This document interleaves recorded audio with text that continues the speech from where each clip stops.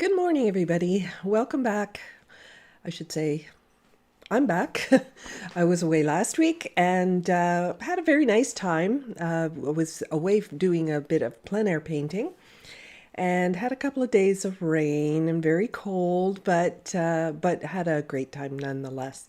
So today we're going to be looking at painting some rocks in watercolor.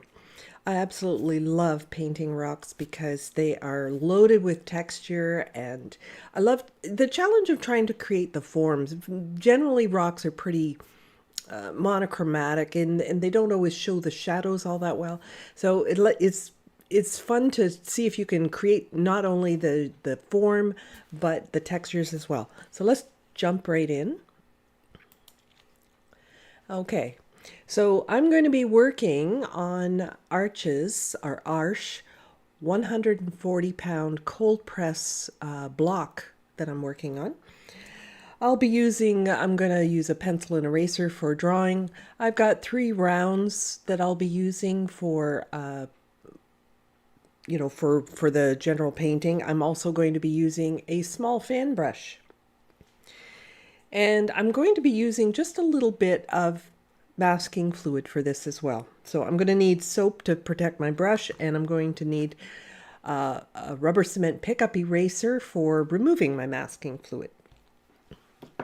All right, so first with the drawing. This is my reference picture. I really loved the variety of rocks in this one. It's got gray and all these warm colors, like these peachy kind of colors, pinks, almost bordering on greens, some of them. So lots of interesting colors and shapes. When I'm looking for a painting of rocks, I'm usually looking for the star of the show, right? So there's usually one dominant rock that is really going to stand out amongst the others. And of course, in this case, it's the one with the lichen. So I'm going to begin just with a rough drawing, coming up from the side, close to the bottom here, come up from the side. And I'm going to make all of my marks a little bit angular. And I think when it comes to rocks, this is kind of an important thing, because if you don't make your shapes sort of angular, all your rocks look a little bit too polished and smooth and that sort of thing. This one has smooth rocks, but it also has some really jagged type rocks. So we're going to have some really sharp angles in a couple of instances, and then, something very smooth. So I'll be looking at that as well. Now I'm doing my drawing very lightly. I always start my drawing lightly, because if you go too dark, you're kind of locked in. You're not going to be able to cover up those pencil lines. So I always go a little bit light. Then it's very simple to remove the working lines, or the lines that you're not going to go with. So over here on the left side, now I'm going to explain a bit about my thinking process when I'm drawing this out. So when I'm looking at this rock here, the bottom of the rock is it's just a little below halfway down the side of this page. So that gives me a good indication of where I need to begin that rock. It's very, very easy to get the proportions all wrong, or get the placement wrong. So I use these little clues to help me. When I see how far the rock goes over, I can lay down my pencil on my drawing, or on my reference picture here, and see that it's a little bit, it doesn't go halfway. That would be too large. Quarter would be too small. So somewhere in between there, I'm going to finish that rock. So that gives me a good hint. As I was doing this one, I was looking how far up the side of my paper does this run. So I'm able to better estimate the proportions when I do it that way. So I'm always thinking about the perimeter, the outside edges of my painting surface. All right, so this one's going to come down from just a little below half. It's not going to come quite to half, and it comes up on a bit of an angle. It's rounded and comes back.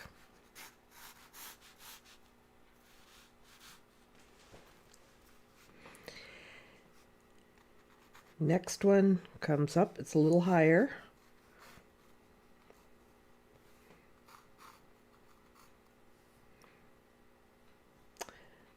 That's got to come over a little bit bigger. That's got to end up in the middle of this bump. You see that bump on that first one? So I made this one too small.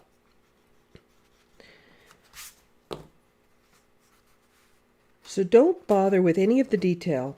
It's get the placement and the proportions correct before you move on, because otherwise you're going to, one thing leads to another. You start down the wrong path and you continue down the wrong path if you don't correct your course along the way.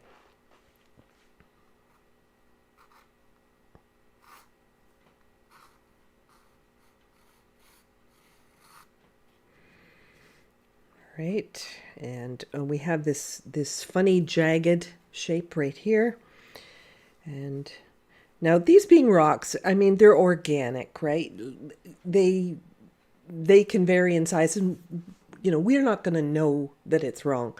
But if you're really trying to get the placement of things, and you want your shapes the right size and so on, this is kind of a good way to work.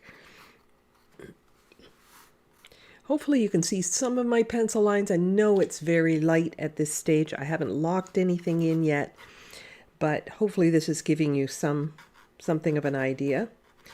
And by the time I get to the top, with any luck, I am in approximately the right place for things. And I have things positioned on my painting, on my paper, correctly.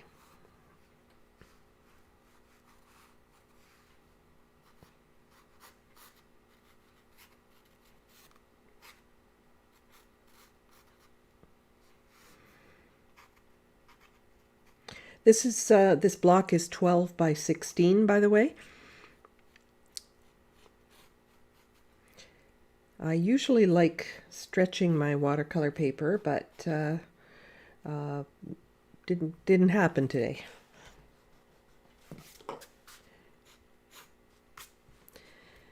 All right, get this drawing in here first.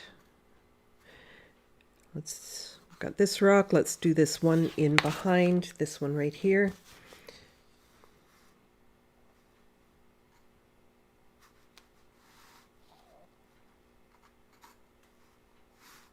Look for those jagged edges.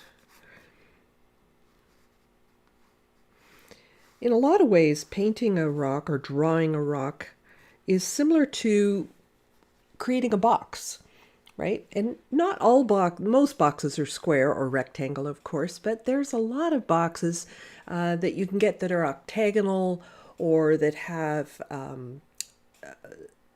edges carved off of them, that sort of thing. You get customized boxes, and they're basically folded paper. And if you think of your rocks in those forms, it'll be a lot easier to understand how the shadows should work and so on. So this one, unfortunately, we didn't have a lot of bright sunshine when I was taking this photograph. But there is some strong shadows in here. You can definitely see that this is a darker side of the rock because it's going down into a crevice. So you can see that this is a shadow and so on. So if I make sure that I identify those kinds of planes in my drawing, it's going to make it a lot easier for me to paint.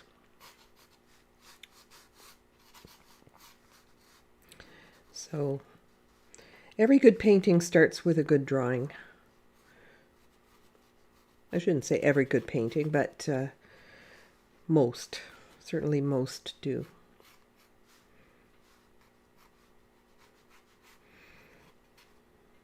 There's always experimental type art that allows for a bit of sort of make it up as you go kind of technique, but most of the time we're starting with a good strong drawing.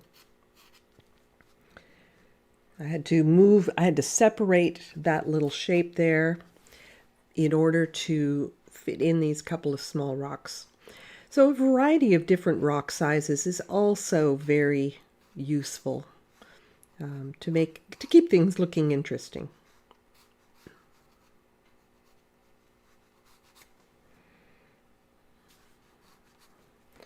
Okay, so I have a pretty good idea, and then there's some plants and things that are in here, so we'll just kind of suggest some of that.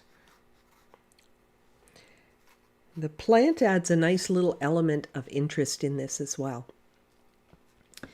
It's a brighter, fresher green. It's a different kind of shape, different texture, and so on. So throw something in that's a little bit different. It will make your painting a lot more interesting. Rocks by themselves can be very interesting, but if you throw in another element, like, you know, a little bird or some plants or a leaf or something of that nature, then it can really make it a lot more interesting. All right, so I'm going to just darken this up a little bit so that you can see what I have actually sketched out here. So I will do this a little darker. I would not recommend darkening your own drawing that much because, of course, it is watercolor. And when you work in watercolor, pencil lines do show.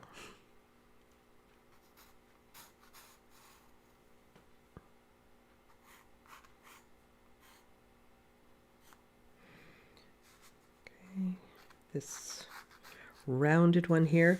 There's a lot of, I guess it's weeds, grasses, whatever, dried stuff that have fallen in between the rocks there. I'm not going to draw all that in. I'm just going to do some of that with my brush. So I will suggest some of those things, and that's sort of a secondary thing. It's not primary to what I want the viewer to look at. It's not a really necessary detail, and it's right at the edge of the paper. You don't want to put a lot of detail at the edge of your paper, because that can tend to lead the viewer's eye out of your composition. Now, while I'm doing this rock, when I was talking about it being a box, look at this shape here. Look at that sort of L shape that's quite dominant. So I want to indicate where that is.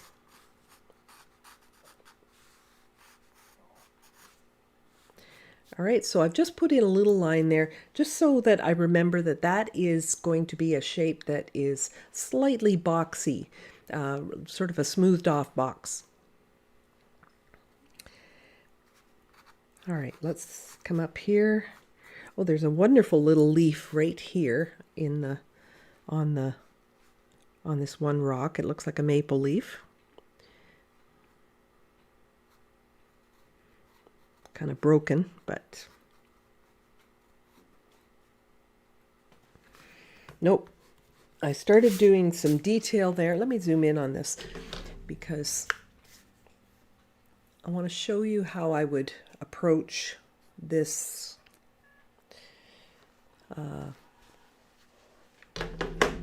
this sort of a thing.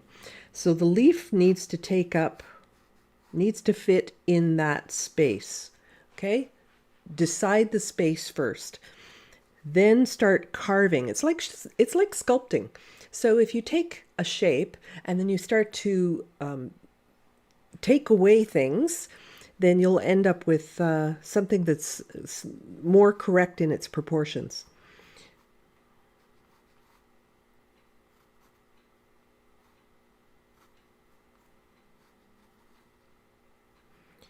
And there's a little part carved away there.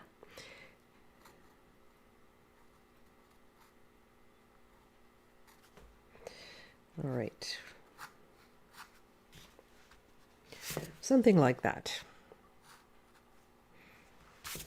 It's not exactly, it's a little bit on an angle, so it's not going to look like, you know, the Canada flag where you've got the leaf perfectly flat. So it is on an angle, so we're seeing a little bit of a distorted view of that. I almost feel like this could come over a little bit.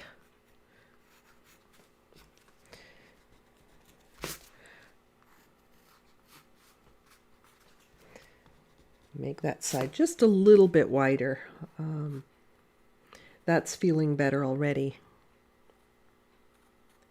There we go. So that shape is the right size for that place and more or less the right proportions. All right, so let's continue on with the darkening of the lines here, now that I have a pretty reasonable drawing in place. Looks like all my shapes are in the right place and the right size. Hopefully the right shape as well, but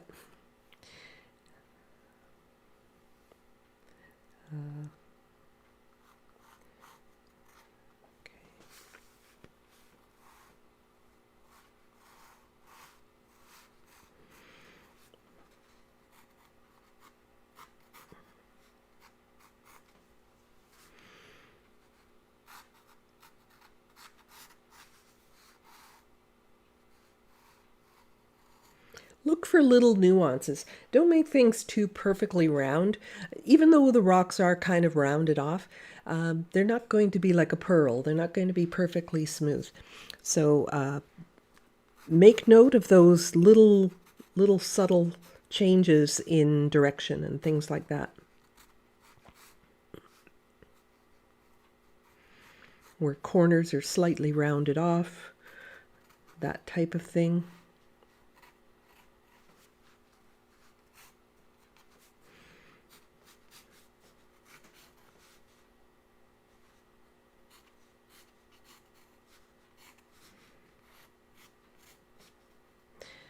Now, obviously, a subject like this, there would be very few people who would say, oh, that rock isn't the right shape. But just for drawing purposes, I wanted to talk about how I would lay this out. Okay, we've got one here.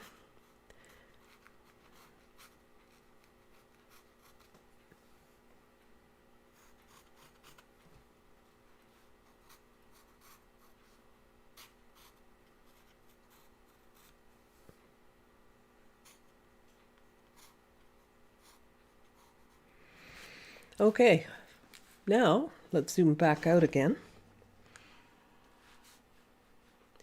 And you should be able to see my drawing pretty well.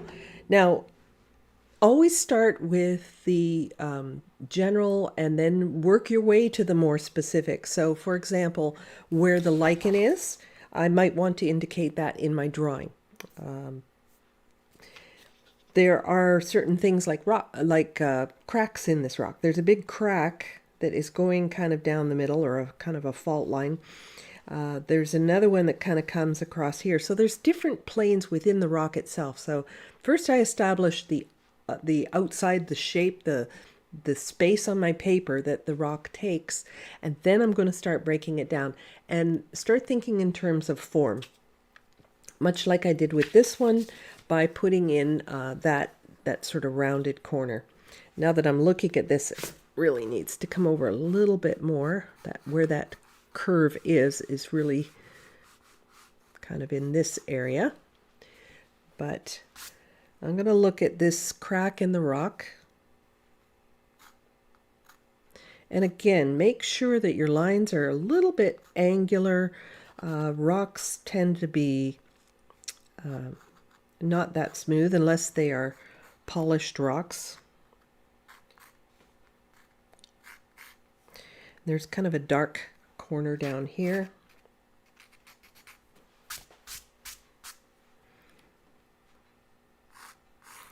And these little marks that I'm putting on here, they're fairly important because those are going to define the contours of the rock. You know, how flat it is or how round it is.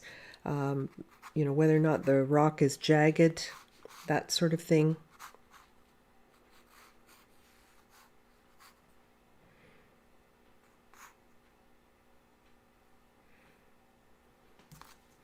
I feel like that's a little too large in the corner there. In fact, I think this needs moving over.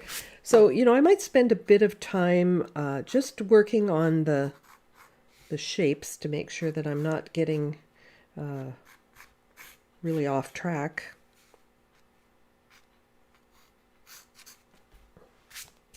And you notice I'm not like being too draftsman-like.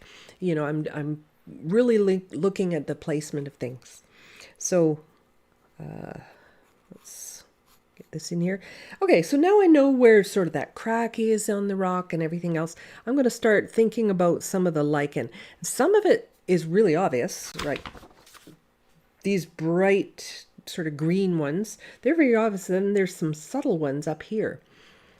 So as it comes over into the light, you see that there is more lichen, but it's so much the same value that it blends right in. So it's really hard to see. But I'm going to include that anyway.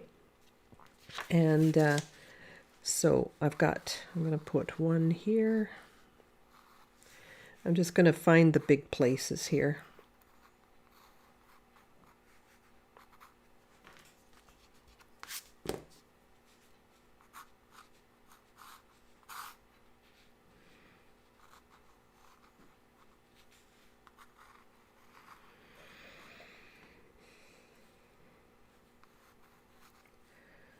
Variety of size. That's the way nature is. You're always going to have a variety of sizes. So keep that in mind. The spacing is not all even like a wallpaper pattern. It's a little bit more random than that.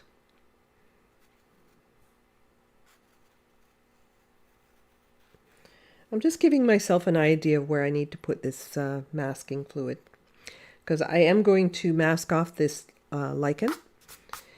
And the reason I am masking it off is because of the fact that this is going to be a very bright, well, not overly bright, but it's definitely a clean, brighter color than the rock, which is very dull and gray and that sort of thing. So I want to be able to separate these brighter colors from the rock and be able to paint the rock freely without having to stop and work so carefully around all the lichen.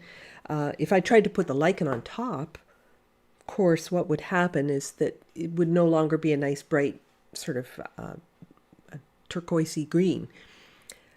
I often struggle distinguishing the different planes of the rocks like these. Yeah, that's really common, Vicky. And it actually helps if you're trying to do if you're taking pictures of rocks. I suggest doing it on a sunny day, because when you do it on a sunny day, it's a lot easier to see the planes. But sometimes you've got subtle stuff like this, and sometimes that's when you see the texture even more, is when the sun isn't so bright.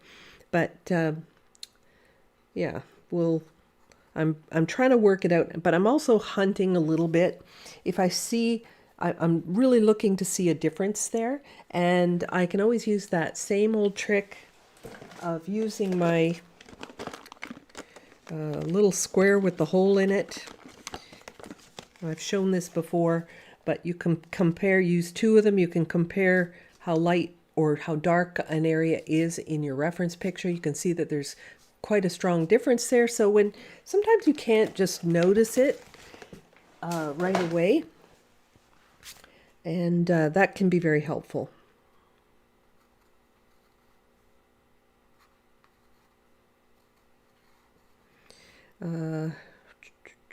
Okay, so let's just about there.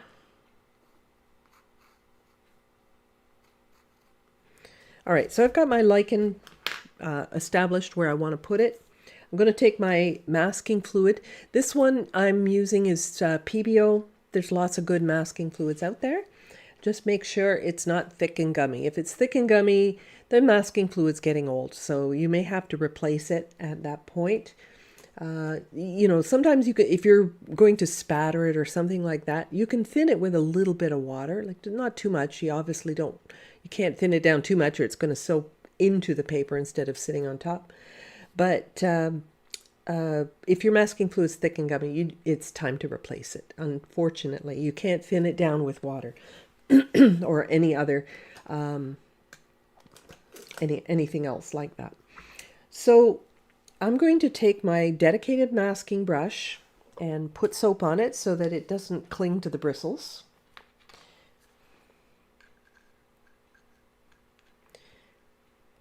Work it well into my, this is ordinary soap, it's nothing special. Work it into my brush and then I'm ready to paint. So I'm just going to set that aside just in case I have to rinse my brush for some reason. I'm going to work right directly from my masking fluid. This one is already colored, so it already has some blue in it. If you have a white masking fluid, you can pour it into like a little medicine cup or something of that nature and add just maybe a couple of drops of cobalt blue or something like that, and you'll be able to make it colored. And the reason I like making it colored when I'm working is so I can see it. If I can see it, I can paint more accurately. So let's go. We'll just dip into this, and instead of trying to paint like a ball kind of thing, I'm going to dabble this on because I don't want it too perfect. I'm going to dabble it on because that's going to help me make it a little bit irregular, and I might even miss a spot, which will probably be a good thing. I don't want to miss too much, but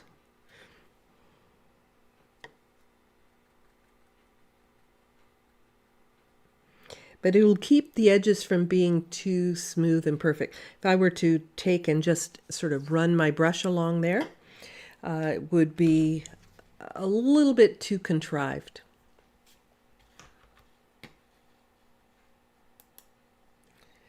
I'm going to zoom in a little bit so you can see as I'm doing this. You can see this is really runny masking fluid, so that's a good thing.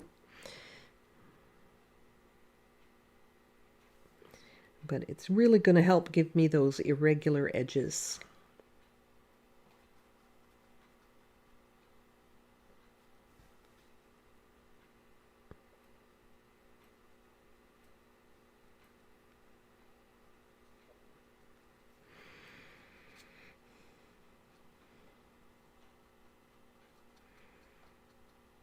It's even almost the right color, isn't it? Now, I wouldn't leave the masking fluid on there, of course, but it will help that it's almost the right color.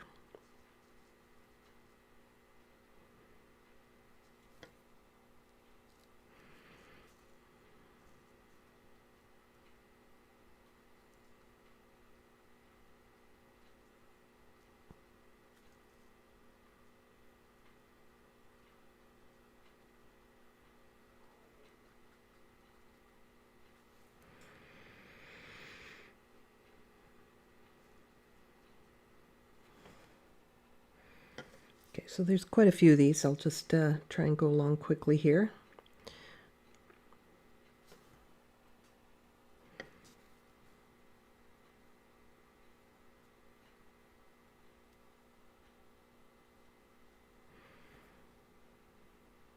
If you're new, I do this almost every week. Every Wednesday morning at 10 a.m. Eastern Time, that's Toronto time. I live in Ontario, so that's the time zone here, and it's always a different topic.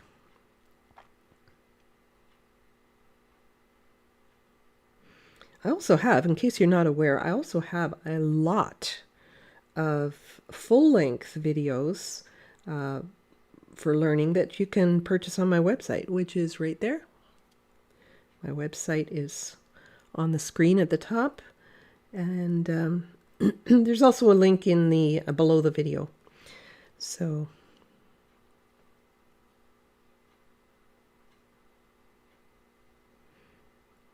just dabbling this on. I don't want to put it on too thick. It'll take too long to dry, but I'll try and get this on here as quick as I can.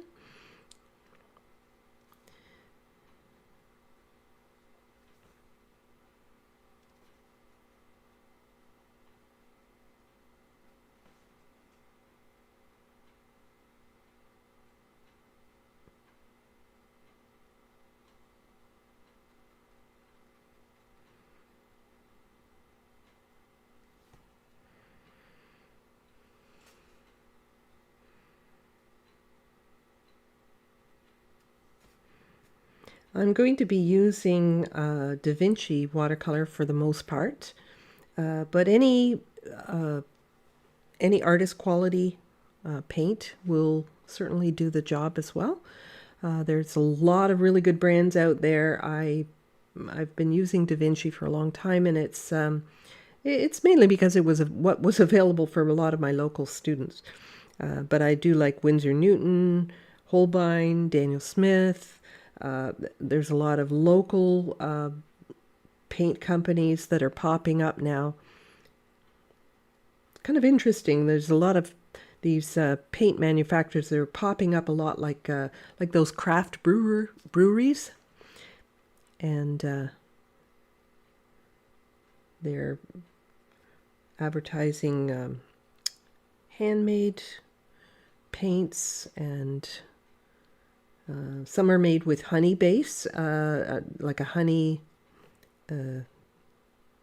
binder, as opposed to gum arabic, which is the typical binder.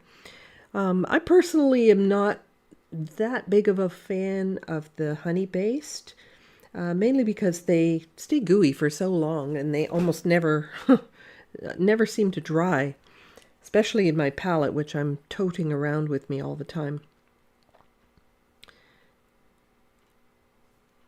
This palette, people always ask me about this palette over here, where to get it, and unfortunately this one's discontinued. There is a similar one by Stephen Quiller, or another one that is very similar from Meeden, Meeden, and so you can look for something comparable. Mine is actually a plastic palette, but I have recently purchased a ceramic palette, which I haven't yet filled up. So I'm going to, you'll probably see that one in a video soon. I have a whole bunch of other paints, some of which I won as an award, and it's a whole set, and I can't add it to this because of course it's full, and so I need to have another palette in order to put out my other paints. Otherwise, they're never going to get used. So I have another palette for that. All right, getting there, almost done. So let's finish dabbling this on. May not be exactly like the photo, but it will give the idea. And at least, you know, I can use the photo as a guideline for the texture of the lichen, the side, the various sides, how it makes its way across the rock, and that sort of thing. Right. Okay, I'm going to leave that to dry. I'm going to rinse all the masking fluid out of my brush. Don't ever leave that in there, because that'll harden in your brush, and then you've got a kind of a messed up brush. So get the lid back on your masking fluid right away. It has a short enough shelf life. You don't want to shorten it anymore by leaving the lid off. And while that's drying, I'm going to go over to my palette and start mixing up some paint. So the very first wash that I'm going to be putting on here, I'm looking at, and I almost do this regardless of topic. Let me zoom out again.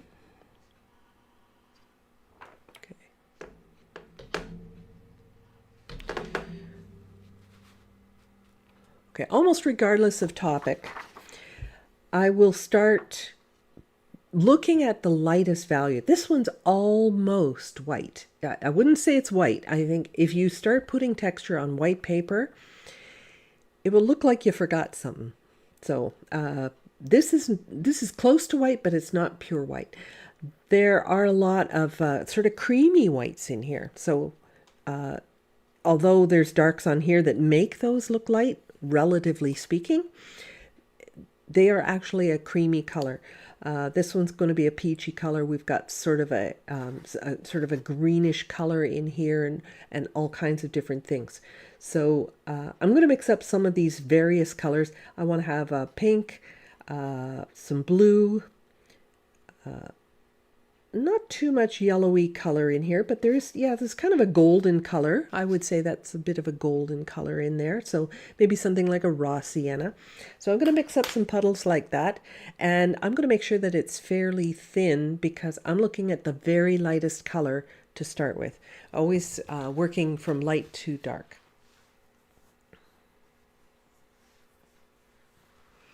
So I'm going to take my large brush for this because I need big puddles.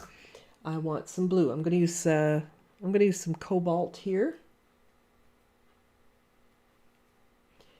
I will use some raw sienna, or yellow ochre would also probably work.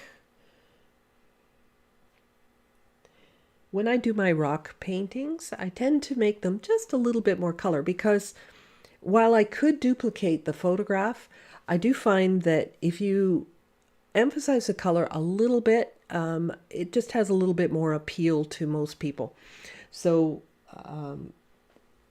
black and white is great, but I like to incorporate a little bit of color as well.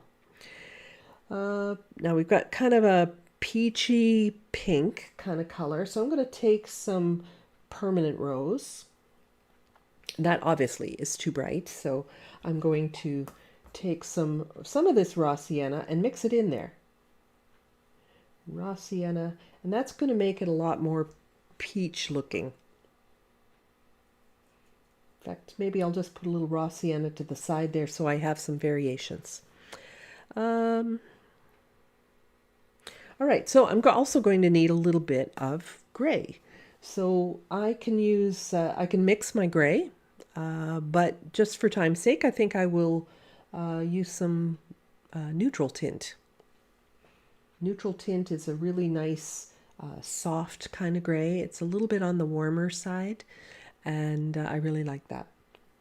So those colors look pretty strong right now, but I think I'll wet my paper first. So I'm going to take this big brush, make sure my masking fluid's dry before I begin. You can tell when your masking fluid is dry by there's always a little bit of a sheen, as you can tell. But if it looks really glossy, it is still wet. So I see a couple of spots here that just might still be a little bit wet. So, but I want to get painting. So what I'm going to do is I'm going to wet the area around this rock, and I'll just leave this one for a little bit later. Let that one dry a little bit longer. So I'm going to wet this whole area, but in the first layer of paint, I'm not worried too much about staying inside of my lines.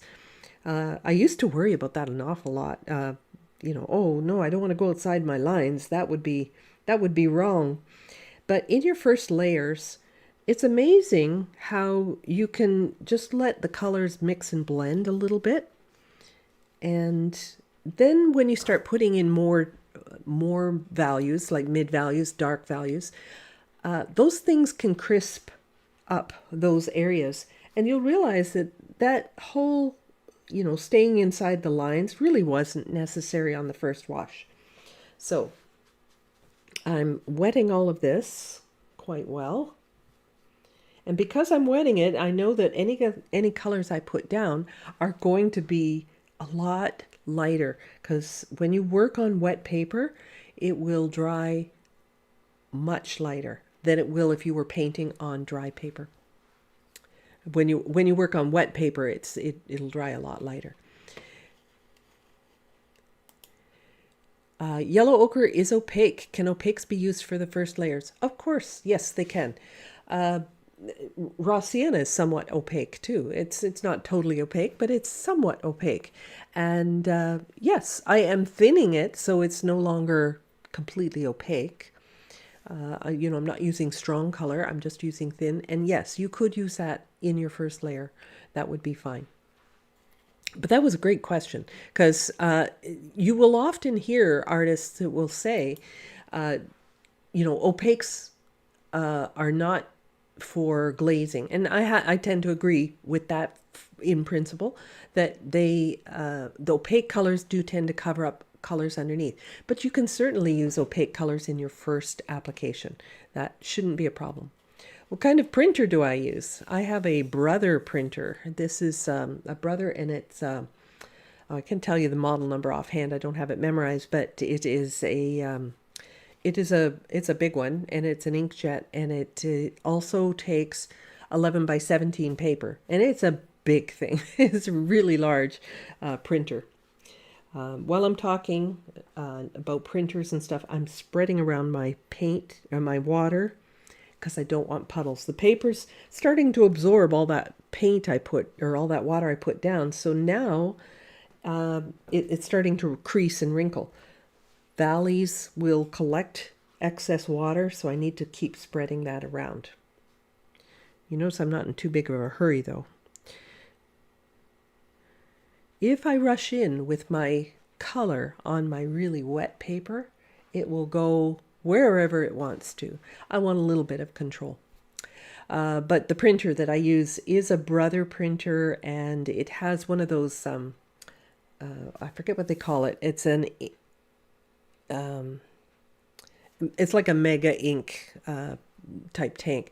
So I only have to buy my cartridges about once a year, and I do a fair bit of printing. So I really have enjoyed this printer.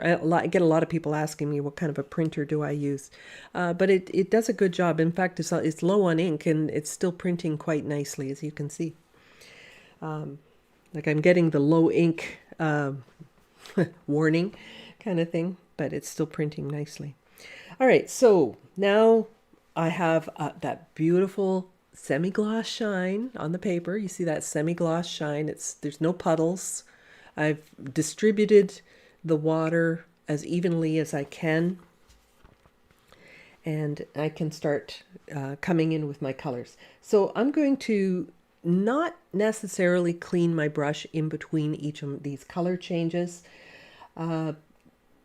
because I want the colors to dull down just a little bit. You know, I'm obviously got kind of primary colors here, other than the yellow, which is actually, I'm using a raw sienna. So it's not that bright of a yellow, but my red's pretty strong and my blue's pretty strong. So I want to be careful of that. All right, so you can see waiting for that semi-gloss allows me to put this in here and still have some control. Right, so I can find some of these places. Let's go into some of my reds here, and we'll get some red values in these areas, and it won't stay inside the lines, and I'm okay with that. I just need the general placement of things. Let's go back to the raw sienna for this little guy up in the corner.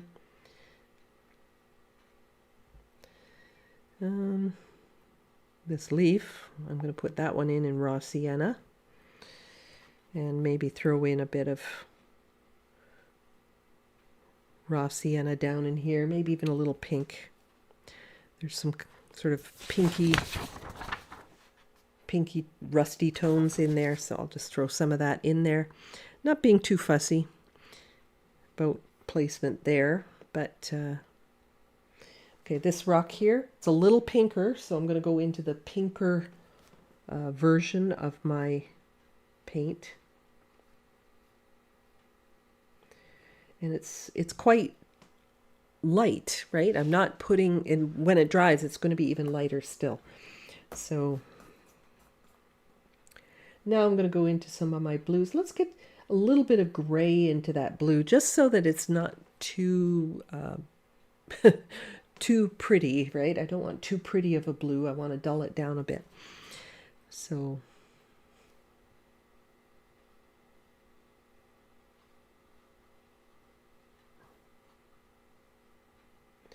Some areas I can leave somewhat white.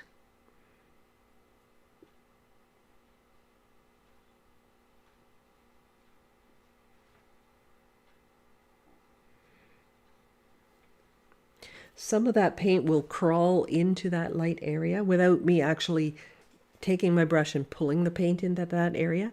Some of that will happen naturally, organically. I'm going to mix this up with a little bit of pink in here too. It looks like there might be a little bit of pink hiding inside of that color. Pinkish color there, more blue up here. Boy, these rocks are really varied in their color schemes. I'm going to take a little bit of that peachier pink and come into this one. And you can see it's all really quite light at this point. All right, I'm going to come into here, and I didn't wet this, right? This has the masking fluid on it. The masking fluid's dry now. I would normally wait, but because, you know, we're only here for a short time, I'm going to carry on. But what I will do is I'm going to mix up that blue-gray, which there's a lot of this in here. And I'm going to work on wet, but I'm going to work on wet, or sorry, pardon me, I'm going to work on dry, which means I'm going to thin down this color, make sure my paint is really wet. So if the paper's not wet, the paint should be, because the wet paint on a dry surface will grab. It will just soak right in there. So you need a brush that's really full if you are working on dry paper. So really filling up this brush, and here we go. Now I'm spreading this out a little bit. I know I say most of the time don't spread it out, but here at the edges, so that I don't have this racing up and ruining the pink rock up there, I'm making sure that I'm spreading out this wet color at the edge so that it doesn't, so I don't have a puddle that's going to race up there. Now down in here, I can go a lot wetter. This is that whole thing that I'm always talking about, being conscious of the water, the paint that's on your paper. Always be conscious of it, because it will determine whether or not you're going to run into problems or not. So always be thinking about the textures, or about the wetness of the paper. Now I've kind of stretched it out, and I skipped a couple of spots there, and that's a little bit interesting to me in the texture. And I know that there's going to be a lot of texture in here, so I'm not really I'm not trying to make a smooth wash like a sky. And I guess that's the main thing I'm trying to say. It's I don't need to make a smooth wash. I do think I went a little dark in a couple of places though. So what I'll do is I will blot, let's see, I will blot my brush, make sure it's dry, and pick it up again. So if it's too light or too much color in an area, let's just drink some of that up. Like over here, could be a lot lighter.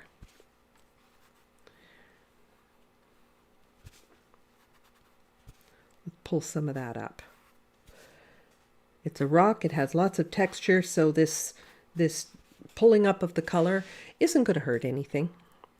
I actually see, this looks like it might be a little bit more beige down here. I'm going to put a little bit of that raw sienna down here.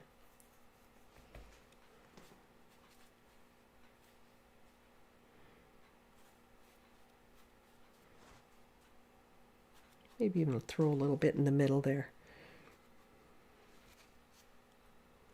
Okay, so we've got kind of a colorful mess, and it looks too bright. I do understand that it looks too bright, but by the time you put all those textures on, you're not going to notice those colors nearly as much. You know, there's going to be a lot of grays and darks and things like that that are going to go on here, and you're not going to see all that color. So it's a lot easier for me to cover up the color than to try to add the color at the end. So I'm going to dry this.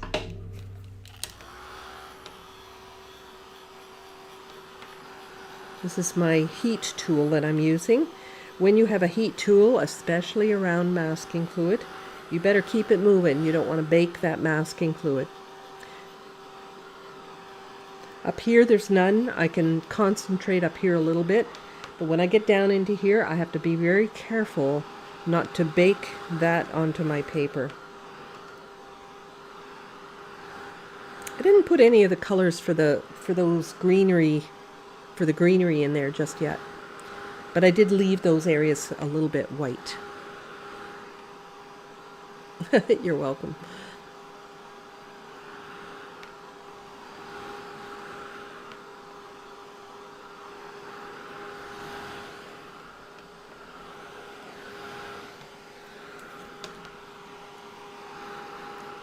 I'm glad you like the monologues. Sometimes people say I talk too much, but can't please them all. So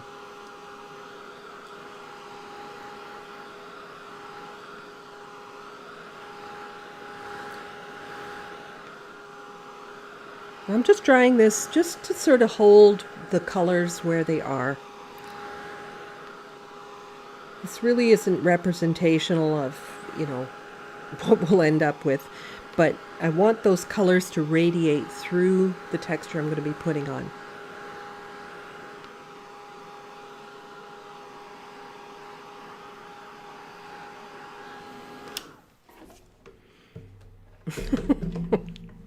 Okay. Not 100% dry. It does take a little while to get that dry, but let's just keep things moving here.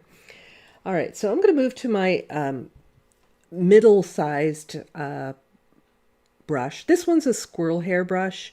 I just tend to like them. They hold a lot of paint and or water. And I'm going to start sort of individualizing and painting rock by rock. So first I want to create the form of the rock. I don't want to start in with the texture just yet. I want to create the form. So I'm thinking, what is the shape? What is that sort of boxy shape? Is there a shadow there and that sort of thing? And I want to establish that before doing any of the texture.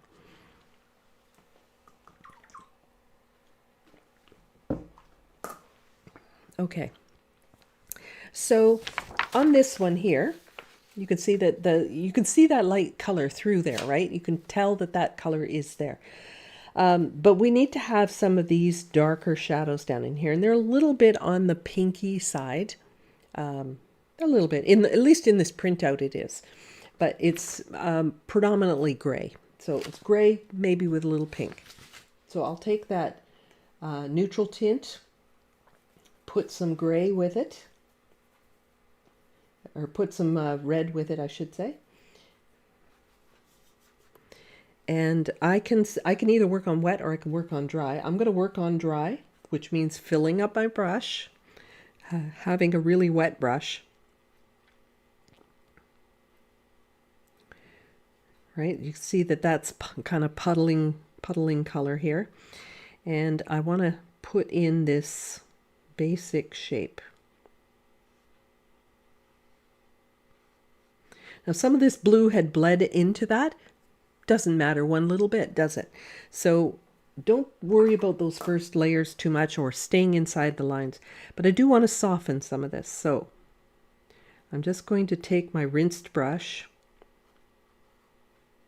and just get those edges a little bit less jagged looking and a little bit more rounded. So let me do it this way so you can see as I'm blotting my brush to soften those edges. And I'm laying the brush down on the actual paper. So not using the tip of my brush, but I'm laying it down. All right, so let's establish more shadows. I'm pretty much using neutral tint most of the time on this one. I love neutral tint. It's a great color. So this time I want to go more in more neutral tint. Not even so much blue, but some neutral tint. I can't do the one right next to it because it's still wet. So I need to jump somewhere else. So I'm going to come up here to this jagged rock here. And I do need to be aware of rocks that are in front, that I'm working around them, not through them. And there are kind of like little crevices, I guess, in the rock here where we have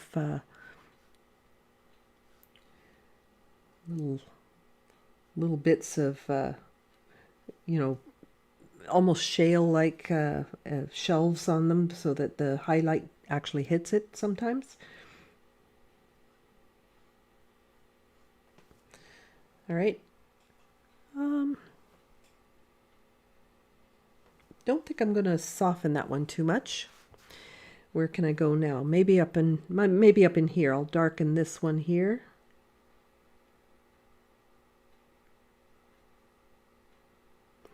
And while something's wet, you can also add in a little extra dark. So let's say, for example, down here, this is still wet. I can drop in some extra dark while that's wet.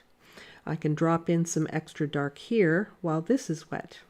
Probably could have done that down here too, but at least I'm creating some of the form. I'm just going to fill in a dark shape up here in the corner, and it's basically a negative space, so I'm painting a dark area between rocks. So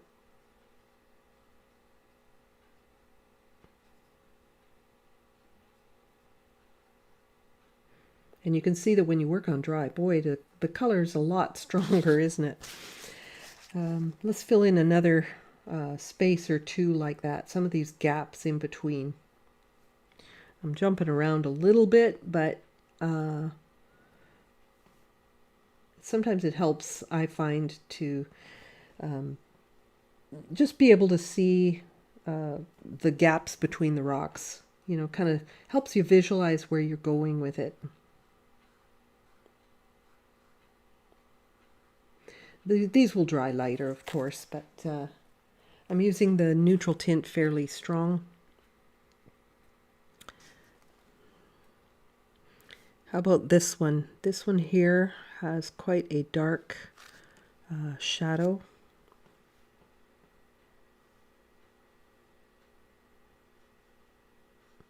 And I may come back to some of these shadows and make them even darker still.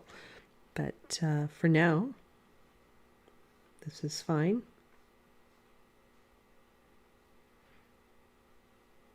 There's a couple of grasses or something in there, so I'm just leaving a little sliver in there to put in some little bits of grass somewhere. Okay, up here, I can work in here and create this shadow.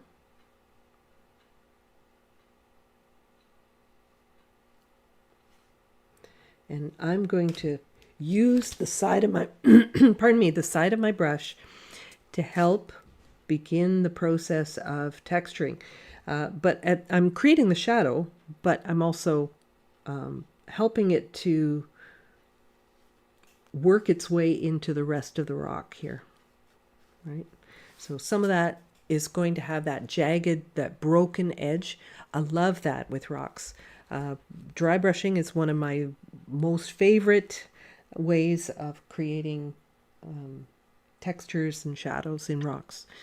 So this one be dry enough now, so I'm going to come in here and really get this shadow established. And again, I'm going to, when my brush starts running out of paint, right? So I can start down here. This is really dark down in here, obviously. So it's really dark down in here. So I can come in with wet color there. but I can blot my brush, or I can, if it's running out of color, you can just begin to drag the side of the brush, and you can start to see some of the textures starting, sort of incorporating the shadow into the texture as well. Let's see. Down here in the bottom, and all those crevices and things, I could establish where those are. And the reason I'm kind of thinking about the shadows and everything is to help me get my head around the form.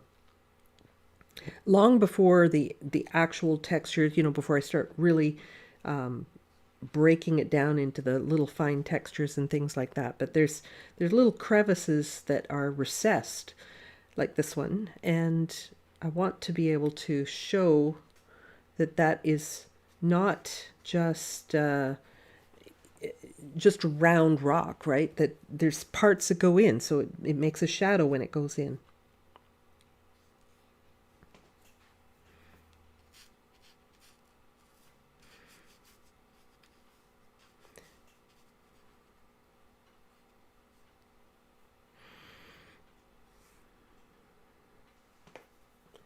Get a little bit more color here.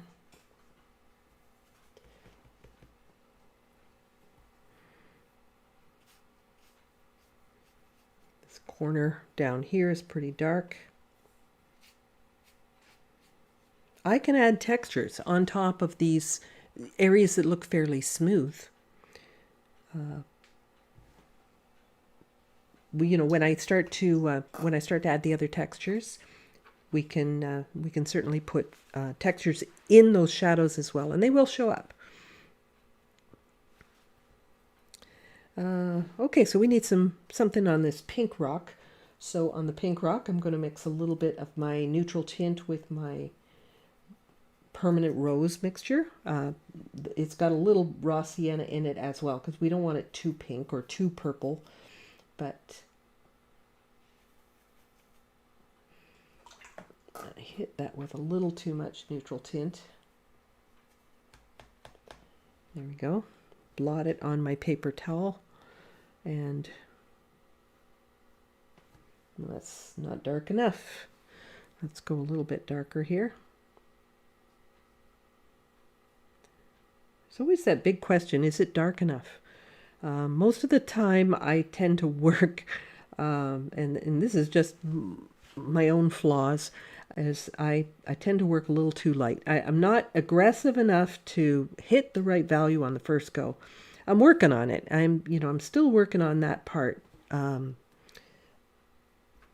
my painting personality. I tend to go too light. Let's get some shadow in here, and I want a dry brush, a little bit of that, so that it doesn't look too rigid, like the corner of a box or something. Don't want it to look that rigid.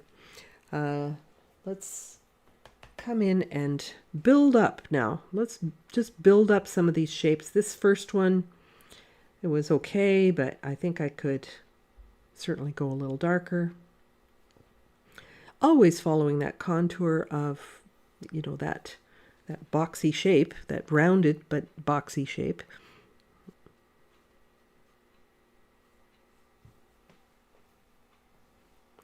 And I can drop darker shadow in while that's wet. But if you're dropping color in, this is very important. If you are dropping color into something that is wet or semi-wet, make sure whatever you put in is not wetter than the surface, okay? Because that will make a blossom like almost immediately. So blot your brush, like if you're picking up more color, give your brush one of these before you hit your paper so that it won't make a blossom, an unwelcome blossom. Some blossoms are wonderful, but, and sometimes they're wonderful even on rock. But if it's unintended, it's not such a good thing.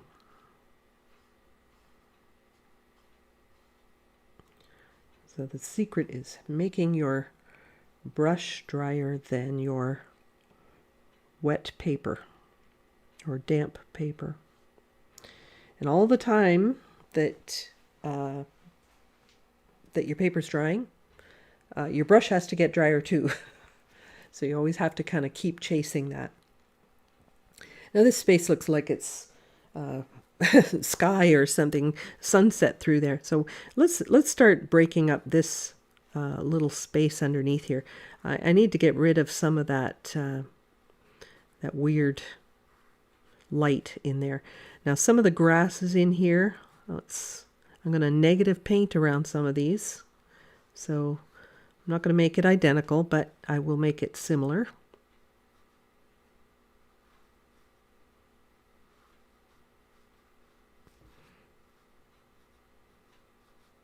Same size brush, but I can still carve out pretty good shapes from this if I'm just painting with just the tip.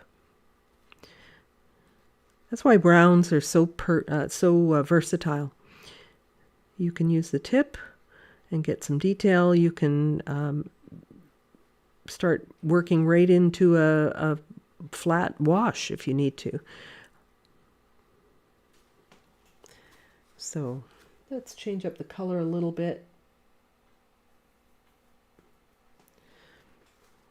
There's, I think, some rocks or some other rocks in here maybe.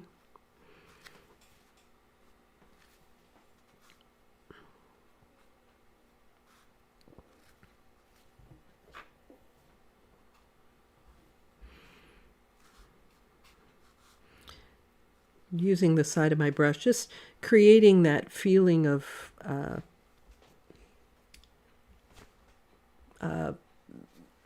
mass of grasses or rock or dead leaves, or whatever the case may be, without actually painting it painstakingly every little bit. So some dry brush in here just to help sort of break up some shapes in there, and that should tell enough of the story. I may come in and darken some more, but for now that gets rid of that awkward space. Let's do that a little bit right there. Okay, so that gets rid of that awkward space. It suggests something without actually painting it in painstaking detail. I've got some more of that coming on, up in here as well. So on this rock, I'm sorry if I'm jumping around, but it's necessary as you wait for things to dry. You have to jump around. I'm going to come in here and start to create some of the shadow on this, or some more form on this rock. This rock has a little bit of a jaggedness to it.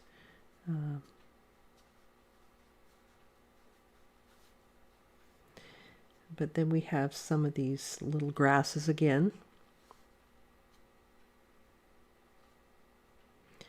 which I think I'm going to have to get some gold tones in there, but for now let's just get some shape going here.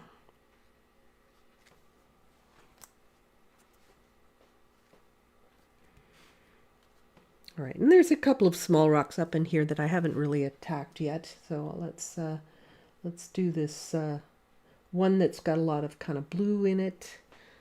So, and when I'm using this dry brush technique, I'm really getting the brush down pretty horizontal to the paper so that I'm utilizing the side of the bristles, not the tip. I really like these squirrel hair brushes because they have the fatter belly, which makes it easier to kind of skip over the paper. You can do it with synthetic brushes too, but I find it more difficult.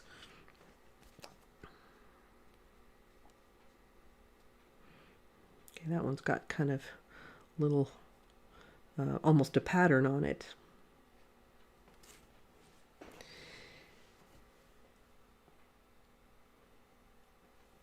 I'm going to paint these negative spaces while I'm up in here. So I'm using some pretty strong neutral tint for this. So negative spaces being the gaps between the rocks.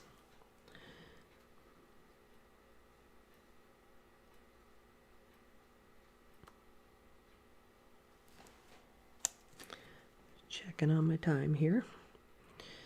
All right, I'm going to maybe start thinking about putting in some of those greenery, because I can't really work around that plant too easily.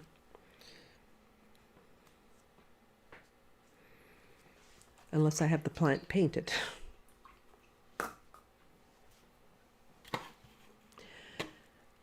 Am I not masking out the grasses because they aren't the feature? Yeah, sort of. That's a good question, Cheryl. Why did I do the lichen but not the grasses? If I mask off the grasses, so one thing you do find about masking fluid, boy, does it give you sharp, stark edges. I wanted to make this a little bit more rough looking so that it doesn't attract too much attention, because our eye always goes to where there's strong contrast, sharper edges, more detail, all of those things. And especially over here on the side, I really didn't want the viewer to be distracted by all of that. So I just carved out a little bit to suggest, and then I dry brushed a lot of the rest of that. If I had done it all in masking, I think it just would have been a little bit too stark. It's not that you couldn't do it, but I just personally think it would have been a little bit too harsh. I'm going to paint some of the greenery now, because this greenery is going to allow me to know what I need to work around. So it's a pretty bright green. I'm going to use a combination of, I'm trying to use up the greens on my palette. I usually like mixing my greens, but if I'm using this is a Hooker's Green Dark, which is a bluish green. And then I'll use some of my sap green. But honestly, if I'm doing a landscape or something, I would much prefer to mix my greens because they look a lot better. This is just a little tiny plant, so I'm going to use up my greens that I have. My wells are getting smaller. When I'm finished the paint in there, I don't know if I'm going to replace that, so we'll see.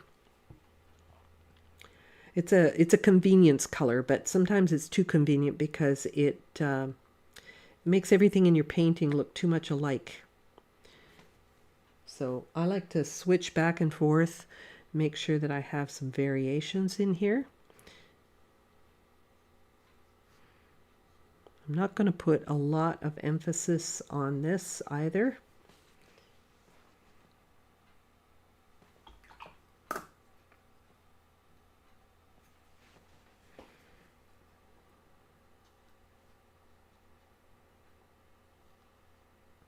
So one of these greens is a warm green, the other one is a cool green. So I'm using the combination to make it more interesting, but honestly I could take a little raw sienna, mix it in maybe, and get something even more interesting. So I'll put in a few of these little plants here. And I'll break up this space a little bit more as it, after that dries.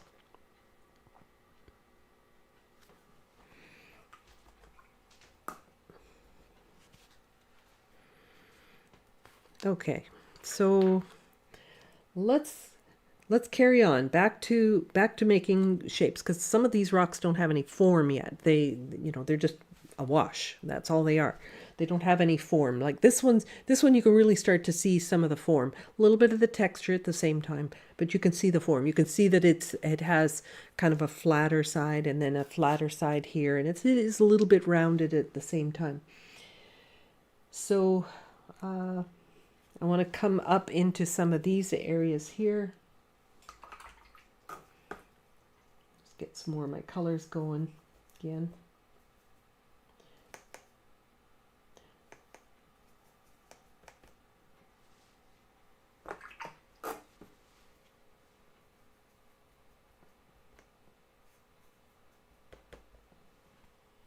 Little raw sienna in this one.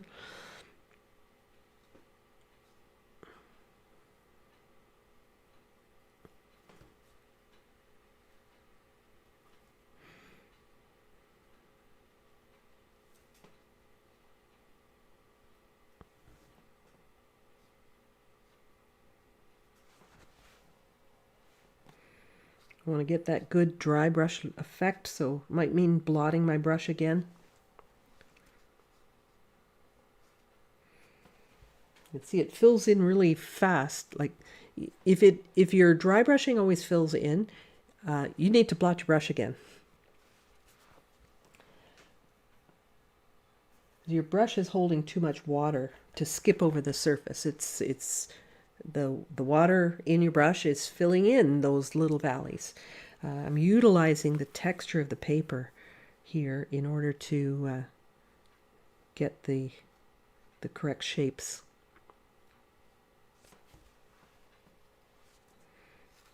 You can see how that was smooth, but now I can, by blotting my brush, I'm able to get that coarser texture.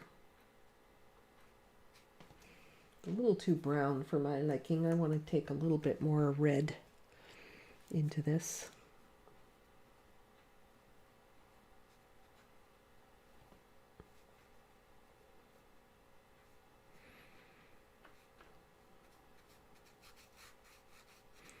My brush is really running out of color now, so I can really drag it across, and it's much easier for me to create that.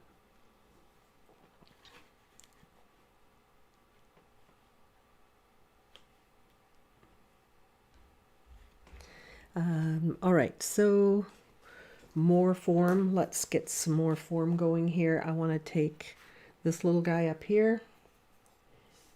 This one way up in the corner, it's got a kind of an irregular shape there, and I'm simply looking what is the shape of that shadow, and the value, and then I'm creating my forms that way. And you can see it's slowly coming together, little bit by little bit. Let's go into this part right here.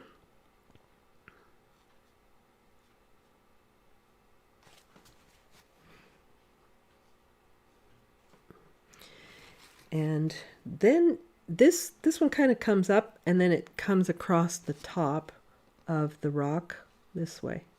So you can see the shape of the rock just by the direction that you drag your brush as well.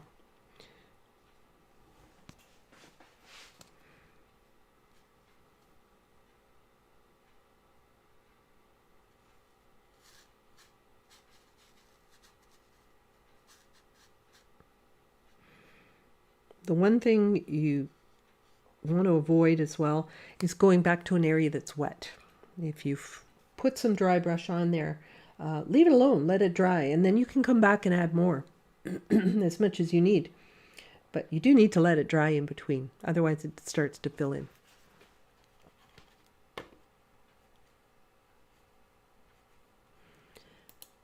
Kim saying, would you please use granulating paints and show how to use them in a whole painting? I typically don't use a lot of granulating paints, but I do have some. That's an interesting topic, actually. There are a lot of really cool paints. Daniel Smith is one paint company who really capitalizes on the granulation aspect. I hit that with too much blue there, but I'm going to add some more neutral tint. And their paints are really very granulating. They've really made the most use of that.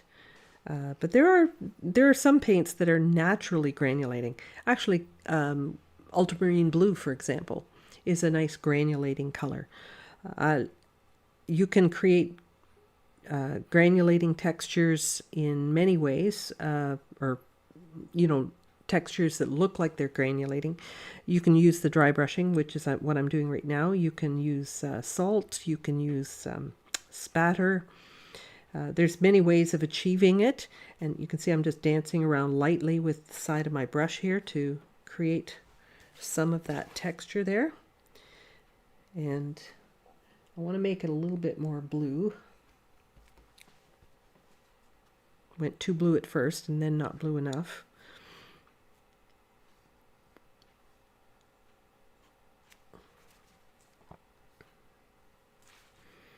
And follow the contour of the rock. This side over here is pretty blue, like pretty flat, and the shadows have a lot of blue in them. I don't want to make it too much of a smooth wash because of course it is a rock. But that little slight curve at the end kind of helps the viewer understand, oh, that kind of rolls up and around. It isn't a sharp edge, it's a rounded edge.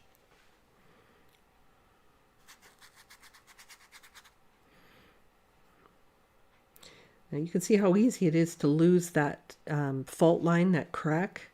So I'm going to paint that in now, because that's really easy to get lost once you start putting textures on. That's one of the reasons I'm also making sure that the form is in there first. Plus, it doesn't make a lot of sense to put a lot of texture on and then put something wet over top. So I'm establishing the shadows first and then building up on the textures. Now, do we have, I've got a couple up here that need a little shaping, but otherwise I'm mostly done here with creating the that. Erica's asking, do I ever use granulating medium? Not often. I could probably throw some in here and just for kicks to see how we make out. But if you don't have any of the fancy mediums or granulating colors and everything else, this might be how you could approach the same subject. You don't have to have all the gadgets. You don't have to have all the special paints in order to be able to create the effect. So I'm going to come in here. Let me see. There's a lot of texture on this, but I think it might end up looking a little bit too,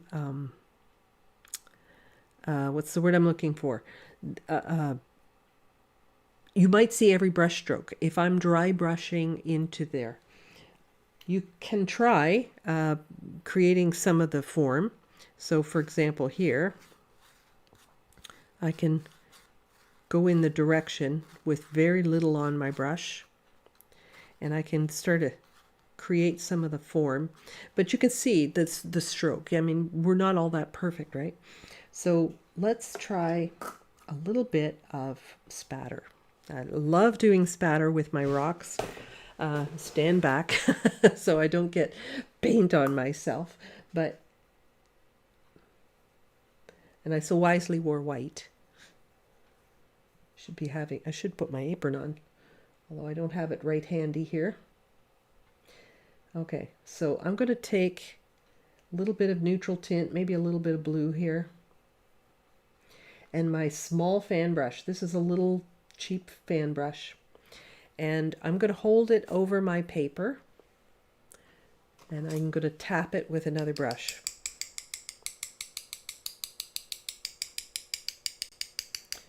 I like holding the paint close to the paper and tapping it with another brush because it doesn't like splay and fly everywhere around the room. So it's a little bit, I like the control. I like the fineness as well.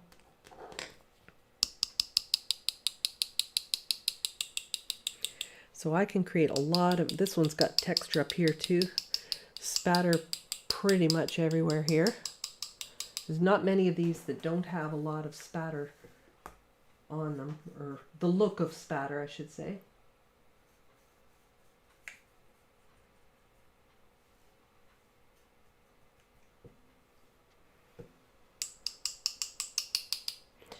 Now, depending on how big the spatters you want, you can load up your brush a lot and you'll get bigger spatters, but it's, fairly wet color. The small fan brush I find gives you kind of small spatter, so I like that. But I may want to use some big spatter, so if I want some bigger spatter, let's fill up the brush a little bit. I won't knock any of the extra off. I'm just going to... It's a little wetter in my brush, so the spatters that I get are a little bit more sort of clustered. Yeah, that's right. No staining color on my shirt. It wasn't the best fashion choice today, I guess. All right. Let's wipe all the spatters off my table, and I'm going to use my fan brush. I can even use my fan brush and drag some color over my rocks. So I don't want to put too much color in my brush, just a little bit. Knock the excess off, because if you have too much in there, it's going to be too much. And I'm going to use it like the dry brush, but I'm just going to drag it along.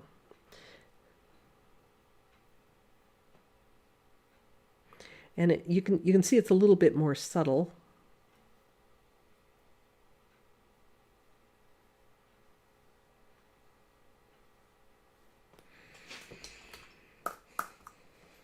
But the only thing I don't like about, actually painting with the fan brush is the how everything's so perfectly lined up. That's the one thing I'm not as fond of. So I'm just going to kind of go back and forth from dry brush to spatter. I can even put in a little bit of wet color and spatter into it with some water. So for example, let me find one that's got that effect. Probably this one down here. I'm going to go a little bit more brown with this. I don't want to go too light, too wet there. So let's come in here and all right, so that's sort of filled in. You saw how that kind of filled that in. But I could then take my brush, and I can, just with water, I can hit some water into that. And you can see what it's going to happen. It's going to create all these little blossoms, which is a wonderful effect. And it looks quite natural. So I'm looking on this rock. There's lots of blue areas, but there's some warmer areas too. So sometimes I'm picking up the raw sienna, like down in here, for example.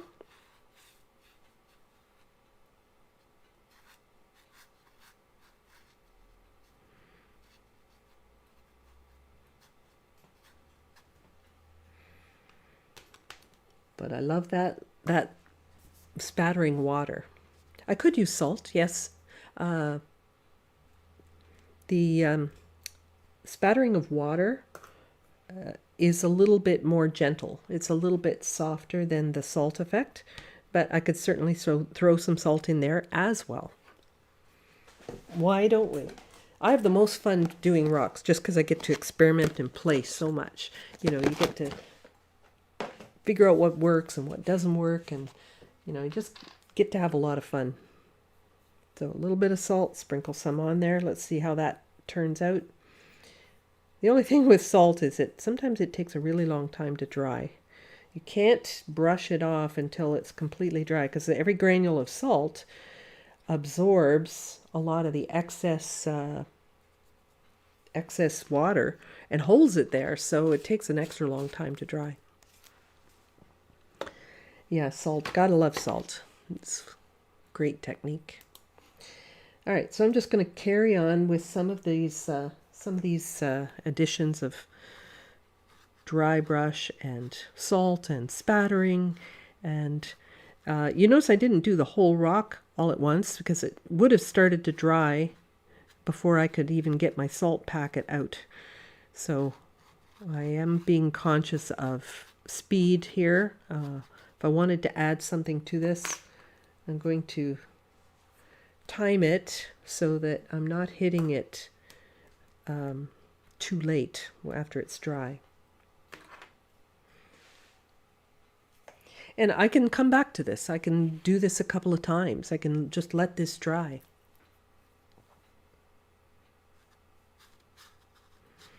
Dry brush, get some real...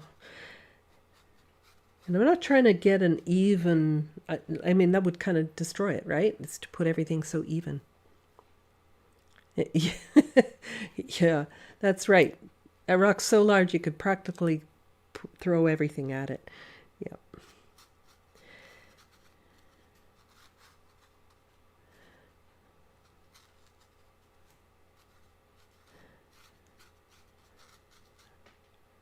All right, so you'll notice on the top of the rock, I am going in a completely different direction. If you treat everything the same, it will look like it has the same plane.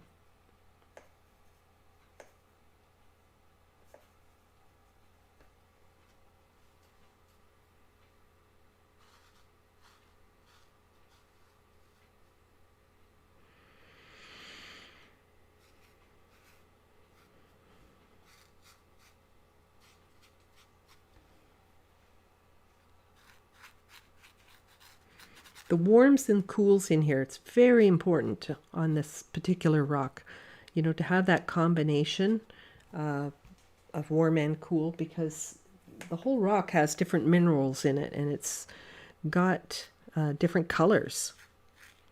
And when these rocks get wet, if you're doing a rock, like, if you find a cluster of rocks by the creek, sometimes you'll really see the true colors. A wet rock looks much more colorful than a dry rock.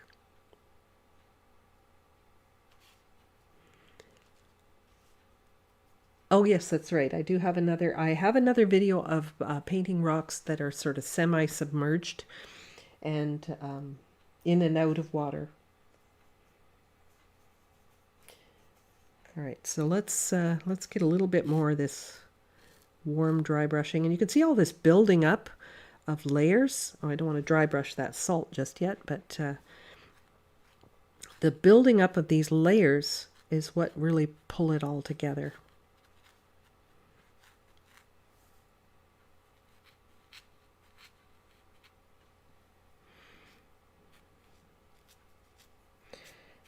And that dark corner, I'm dragging some texture into this, which can be seen now that that's dry.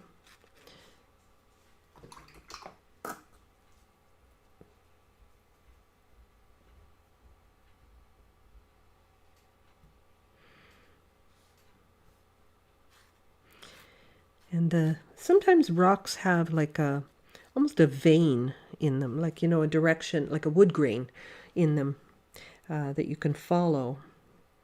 You can actually see it. When I was away last week and driving in northern Ontario, you can see the Canadian Shield is, if you're not familiar with what the Canadian Shield is, it's the rock that was moved by the glaciers, thousands of years ago, and there you can see all the sediment and the different minerals and layers in all of the rocks. Very, very interesting textures that you can see. But you can build up your painting in the same sort of way, where you've got, bluer areas and more warm areas and that sort of thing.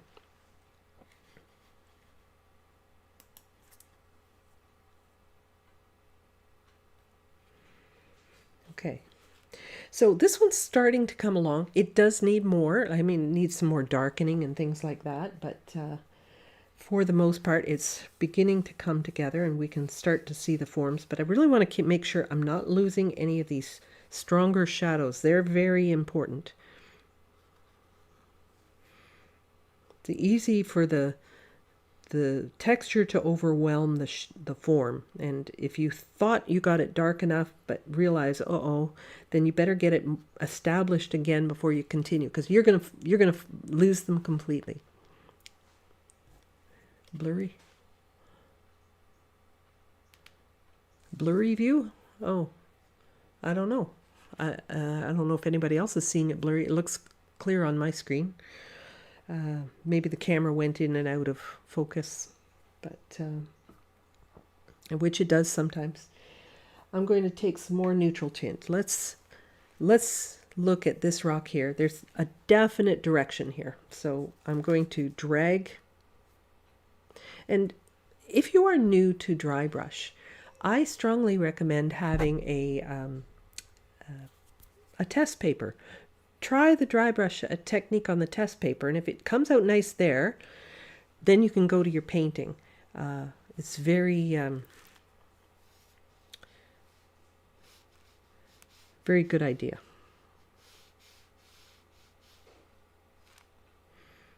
A little bit too much dark. There we go. Sometimes it just takes a minute to hit just the right amount in your brush. And that little slight curve right at the edge of the rock helps the viewer know that it's rounded.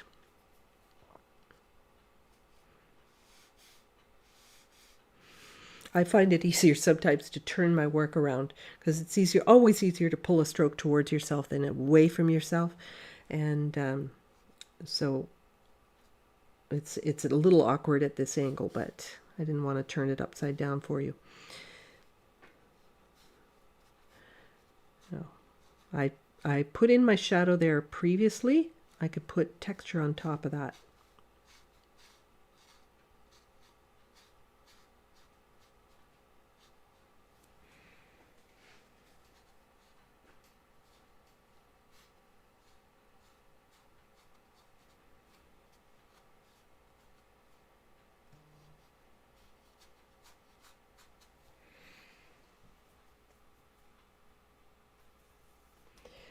I'm going to use a similar technique up on this rock here, and I will turn this a little bit.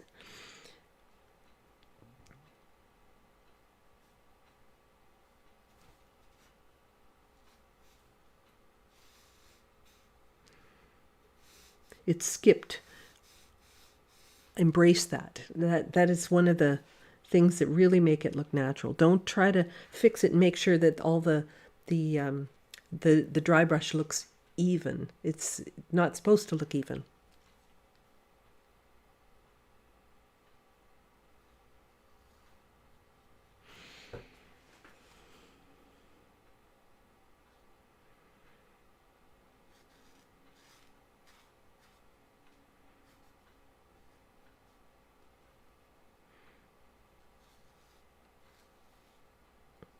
I love when the dry brush actually works just exactly how you want it to. That's always so rewarding. Not always that easy, but it's rewarding when it happens.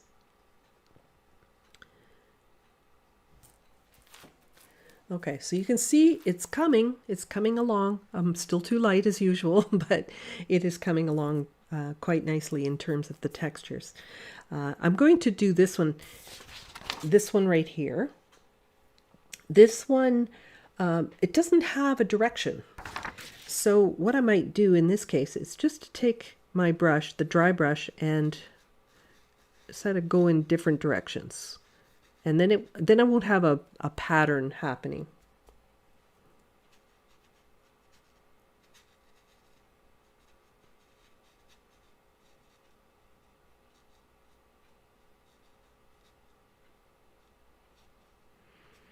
Don't forget the shadow. You can go back over the shadow, add more texture there, because textures do show up in shadows. The shadows are not void of texture.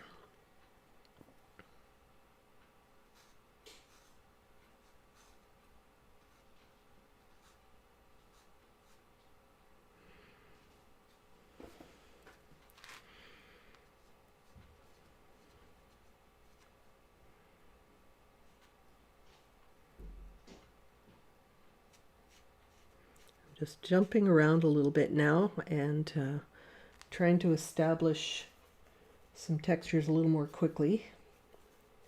So I'm going to blot and get some texture on this one.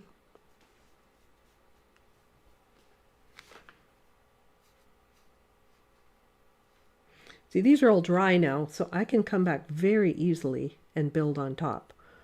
If you don't let it dry, you'll end up with the paint filling in. To dot in a couple of little blemishes in there.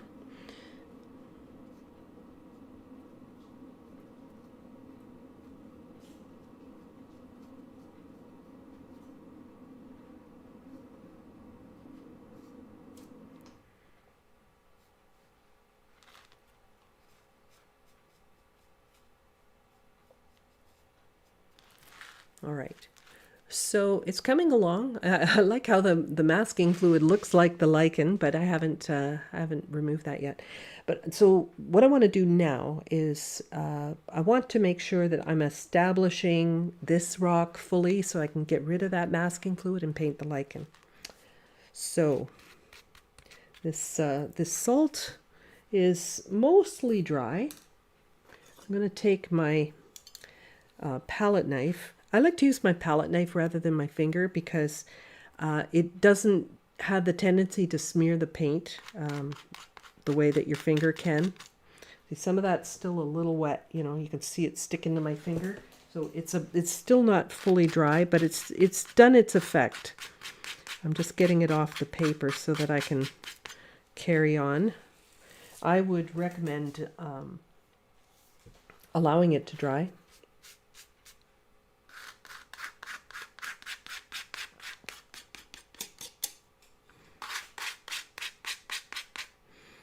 But it's given me quite a nice combination of textures there. All right. Just so you can see what this looks like closer, I'm going to zoom in so you can see the salt effect as well as the spattered water. All right, so you get both. And a lot of the dry brush in two tones, right? So I've got warms and cools. And it is put onto a very light wash. So it's not going to look like you did it on white paper, which is always going to look a little bit odd. I know the textures are fun, but you should try to refrain from jumping into the textures before the form. All right, I want to get more in these areas where the lichen is, so let's get into that right away.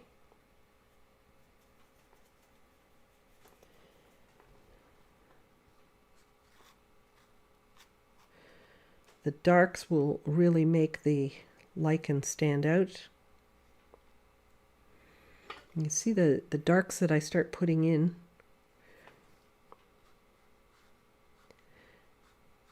And you'll notice I'm kind of sketching, for lack of a better word, I'm sketching in this line. And I'm doing it this way, like with several little strokes, in order to keep it from looking too smooth and perfect, right? I want it to look jagged and natural.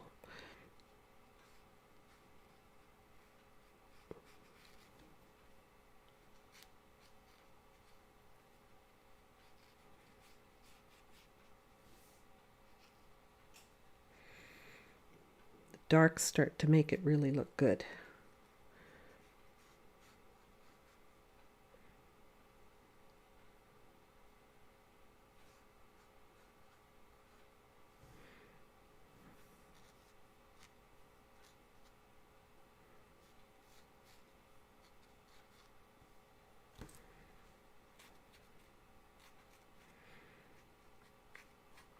Because once the masking fluid comes off in order, for the lichen areas, the difficulty is going to be like you can't dry brush anymore, or you can't build up the shadows. Well, you can, but you would have to work around the lichen, which would be kind of defeating the whole purpose.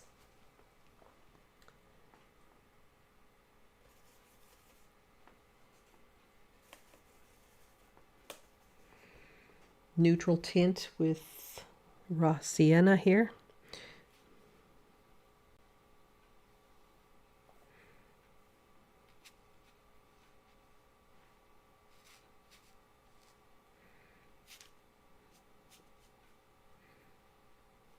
So important to get those shapes really well established. This little guy's got some dark around him. This little lichen down here.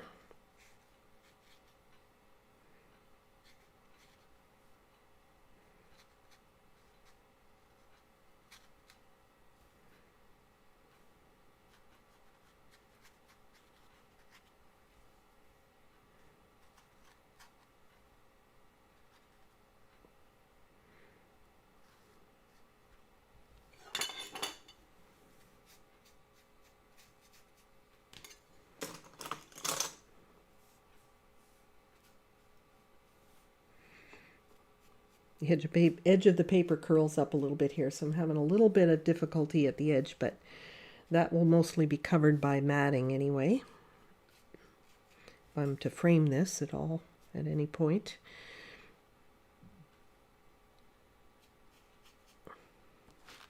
Okay, and I'd like to pronounce that bluish vein, I guess, in the rock across the top there. Not straight blue, that would be a little too harsh, but a little bit of neutral tint mixed into it.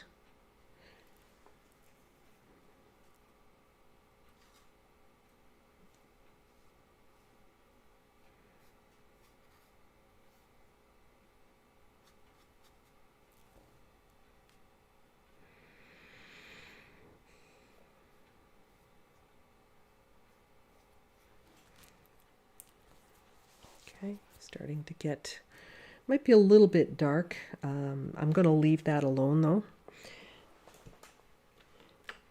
If it's still a little wet, I might be able to spatter a little bit of water into it, and that'll at least add some texture and lighten it up a bit. Not sure how much that's going to do, but I'm going to do a little bit more down here as well.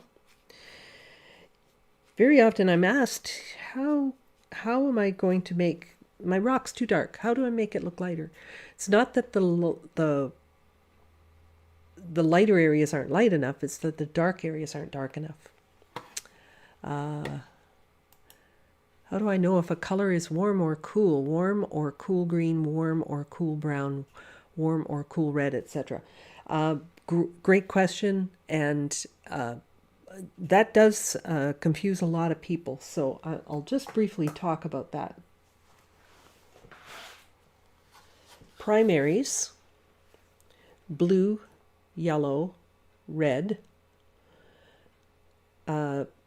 If a color is blue, or if a color is closer, let me see. Like I've got two reds here. This one is closer to a fiery color. Okay, I'm not explaining this well. Let me try again. So when you have two reds, one red is a little closer to purple. Now you know how purple has blue in it, so that means it's got more cool in it.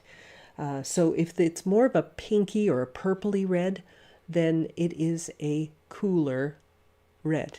If it's towards an orange or a yellow, it's going to be a warmer red. So this would be my warm red. This would be my cool. My blues, think of the blues as, you know, or this blue here, for example. It's kind of neutral, but it's starting to lean a little bit, like it's a little bit closer to red. This blue, however, this cerulean blue, for example, is a little closer to those nice cool greens. Okay, think of cool green grass. This is starting to get over into those cooler greens. And you can see that, you know, one leans more this way, one leans more that way. So if you've got two colors side by side, that's one way to help you distinguish. I set my painting up, or my palette up, like the color wheel. So that makes it a lot easier to understand. My yellow, for example, is, you know, coming over towards the oranges and reds. This yellow is more to the greens and the blues. So this is a cool yellow, this is a warm yellow. Think of all the associations we make with colors. You know, the colors of fire are red, yellow, orange, and those are all warm colors. And while there's two blues, like blue is a cool color, isn't it? Right? So if it's a little bit more of a purpley blue, it's going to be closer to a warm. If it's a little closer to the cool green grass, it's going to be a cool blue. All right, so I'm going to move on and start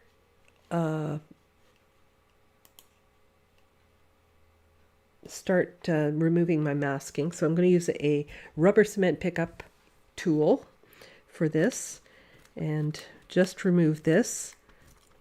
It would have been really difficult to dry brush and, or if not impossible, to dry brush around that.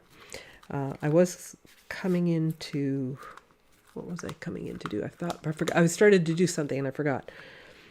It was something down in here. Darken it, I guess. Which doesn't have any lichen on it, so I think I can still do it. All right, so I've got little bits that I missed in there. That was intentional. I dabbled it on, so you see I've got this sort of natural bumpy edge.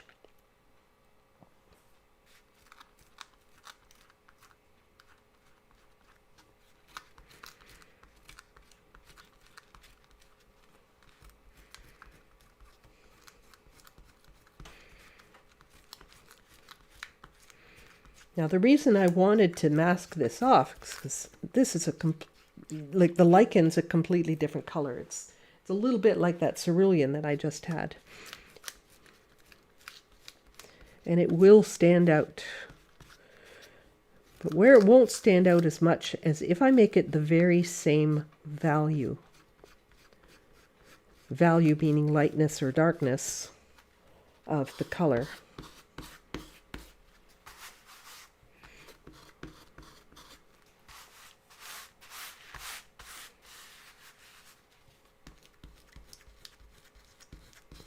Where you can't see if you've got all your masking fluid, you can usually feel it with your hand. And if you have a latex allergy, masking fluid does contain latex. You can get a latex-free masking fluid. They do make it. And so that might be the better solution for you. I like the traditional one. I find that it just comes off the paper a little easier.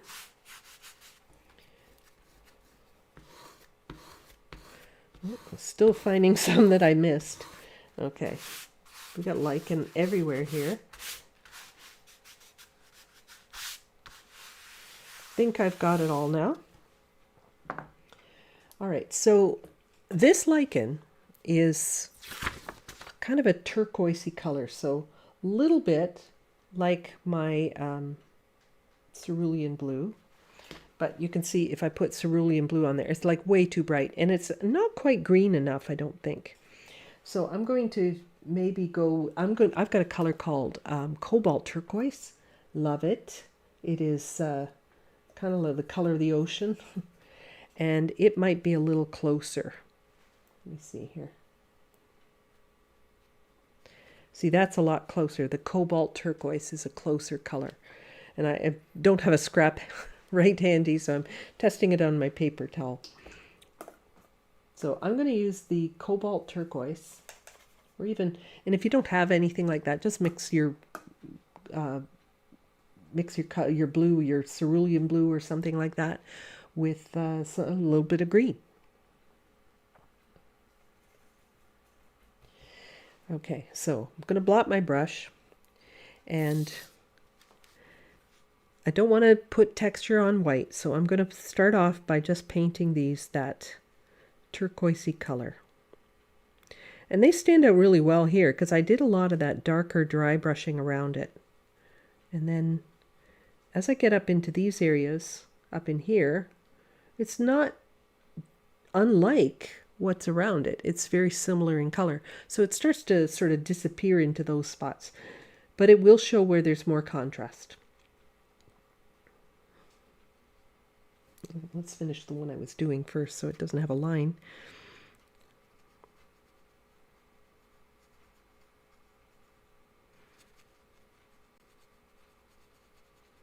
I'm so distractible. Sometimes I get working on something and I don't finish something else.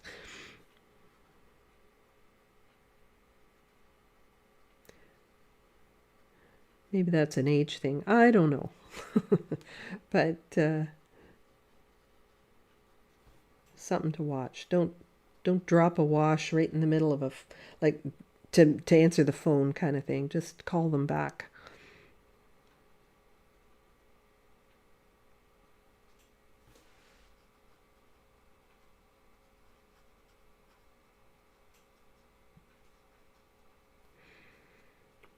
This color on top of all that first wash, dry brushing, and everything else would not have worked. The color would be duller. It would have the texture in it that isn't the right texture. So this part, I often in landscape painting or outdoor painting, I don't use a lot of masking fluid, but this is one instance where I would.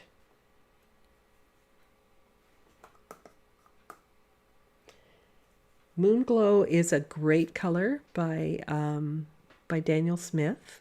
Some of you are talking about the Moonglow, and it's a wonderful granulating color. It also is, and correct me if I'm wrong here, I think they call it interference paint, where it basically the colors are designed to separate on the paper and give you a really interesting separation.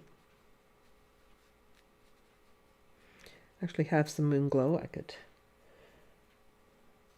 demonstrate that, but you can see on their website what it looks like. The blues and the it's kind of a purple color, but the blues and the pinks separate on the paper and kind of push away from each other. It's very granulating, and it's a wonderful color, actually.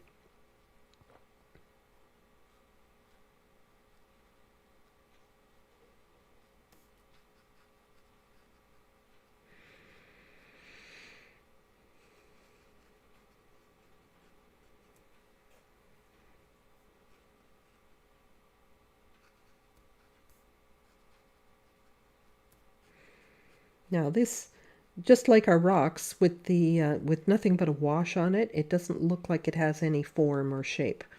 So it actually has some texture.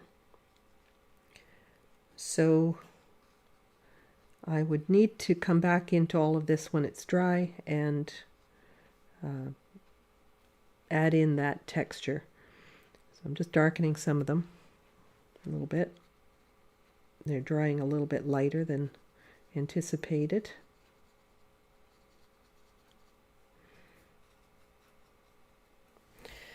Okay, so I've talked earlier about my smash brush. My smash brush is just an old synthetic brush that I smashed, and it got worn. It was a brush that got worn out, and I just, it looks terrible now. But it's really good for this technique. So I want to add a little bit of neutral tint to that blue. Okay, so I'll take that turquoise and I'm going to put a little neutral tint in it to darken it. And I'm going to pounce on some of this. If you have something like a stencil brush, that would work too. But I'm going to pounce on the texture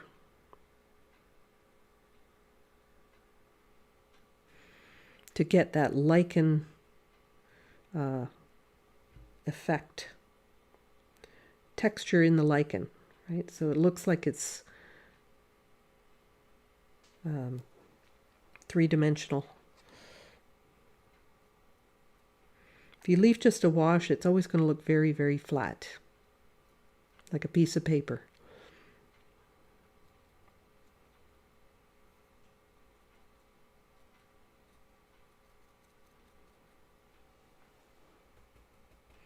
And that's just the original color with a little bit of neutral tint added.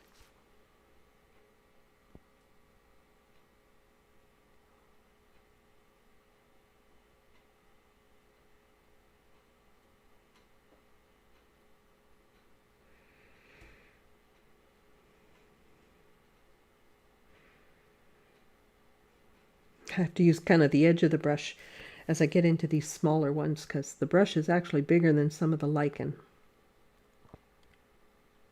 But I can just use an edge of the brush and still get the same effect. There we go. So you can see the ones up in here, just like in the photograph. They don't show up as well, just because the value is the same. Like this is about the same darkness as the lichen itself. But down here we have dark around that lichen. So boy, does it stand out. And I'm going to just darken up a little bit more on some of these, especially in the centers.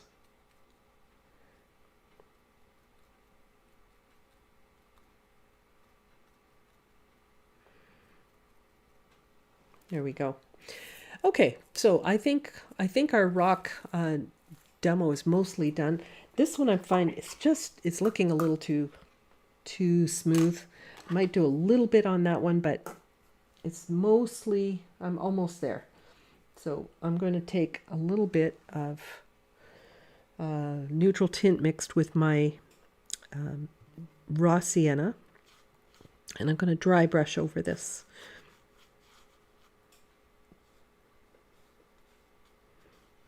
I got kind of solid there. That'll be all right. Not going to lose sleep over that. And maybe a little bit more down here. So the darker I make some of these shadows, the more drama I add. And I've told you I'm a bit of a drama queen, so I like that contrast.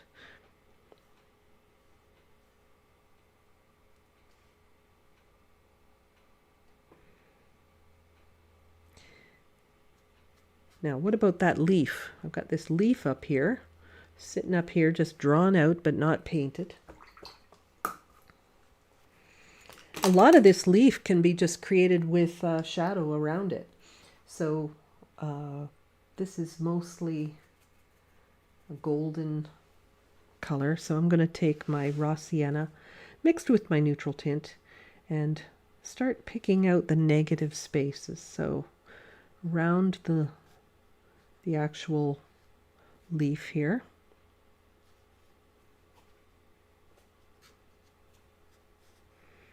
Don't outline. That would be a little bit silly. But that little shadow and that little shadow define this side. The other side can be defined maybe with a bit of painting on the leaf itself. So instead of painting around the leaf, I'll paint on the leaf itself. So I'm going to go with something darker here and up in here.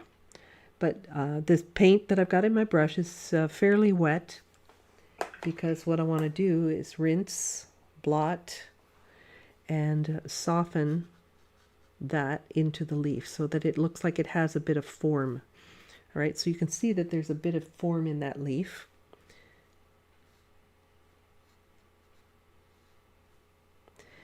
And you can add in your little veins and whatnot. And not too much detail there, but just enough to show that it's, you know, not the rock. It's an actual leaf. And there's a lot of interesting passages in this composition. I can see little things that I might add to, like this to me is a little bit too bright. It is a very pink, very pink. So I want to dull that down a bit.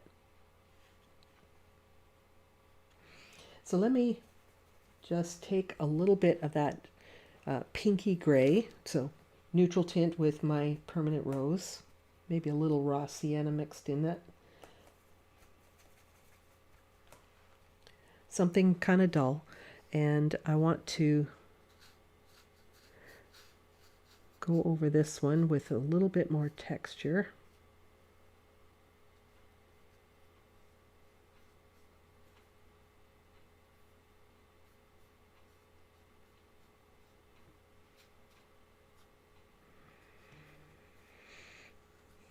Takes a bit of practice to do this dry brush, because you know you have to try to stay within a shape and you still need to try and create the textures, but what a useful tool it is.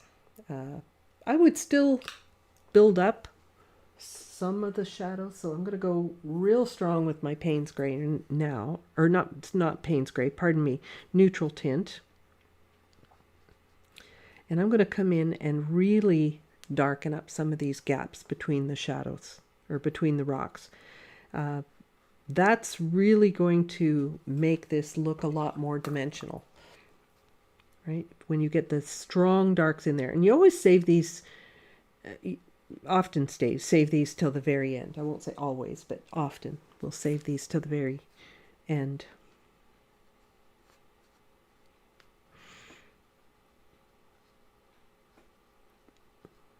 This is where I can even start breaking up that plant that's up there.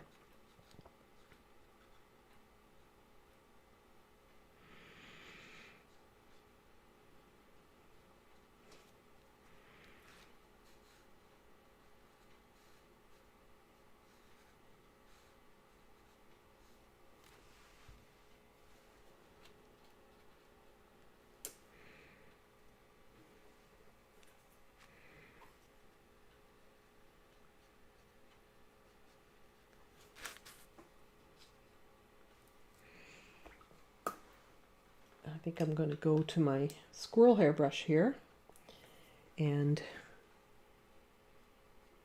get a little bit more dark here. I can create a little more contrast in this rock.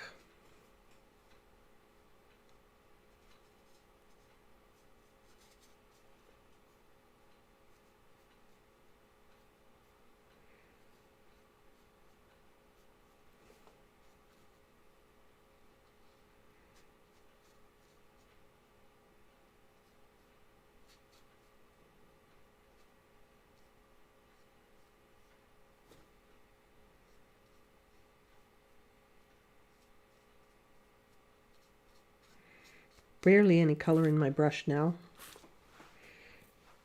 It starts to dry up before I get a chance to, or so that I can create the dry brush there.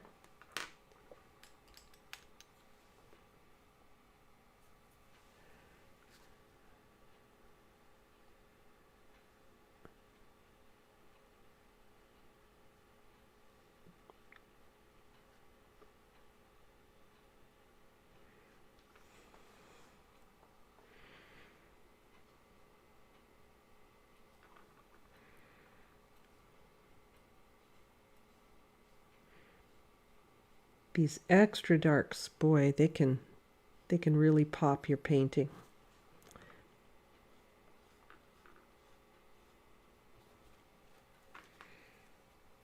About this one right here.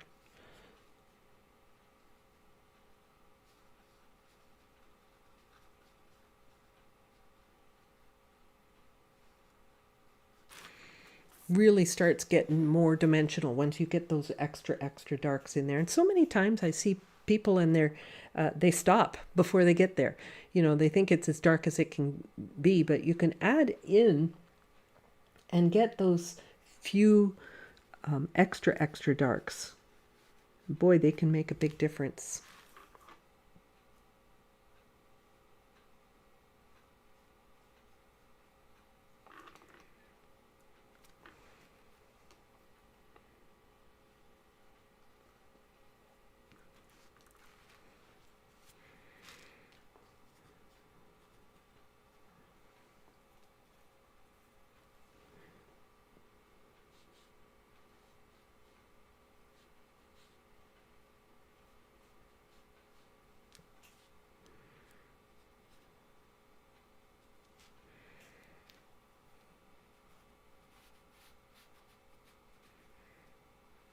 Gets more and more dimensional every time you start to add an extra dark in there.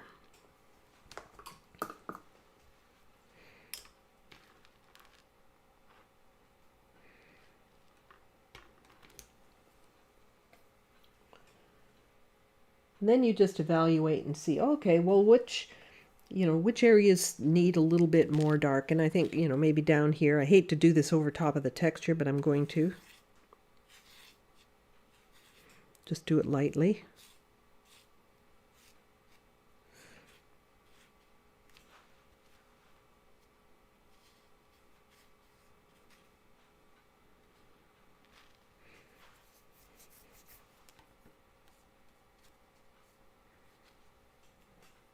That type of thing. have to be careful how much dry brushing I do because I've got the lichen in there. But yeah, I'm fairly happy with this now, and I do feel that that looks like lichen. I could spend a little bit of time, I suppose, fussing around with the plant up in there, but overall, I think the rock textures are pretty much established the way I want them, and maybe a couple of bits of gold colored dried vegetation here. There's like a long root or something there. I didn't put that in. But yeah, and I don't need the detail there because that's at the edge of the paper. And yeah, so I'm liking it. I still think this could be a little darker, but overall I'm pretty happy with this one. So join me next week. Don't forget, you can always subscribe or hit that bell icon. I think that gives you a reminder of when I go live. But I'll be back next week. And in the meantime, have a wonderful week. Hope you have good weather. See you next time. Keep your brushes wet.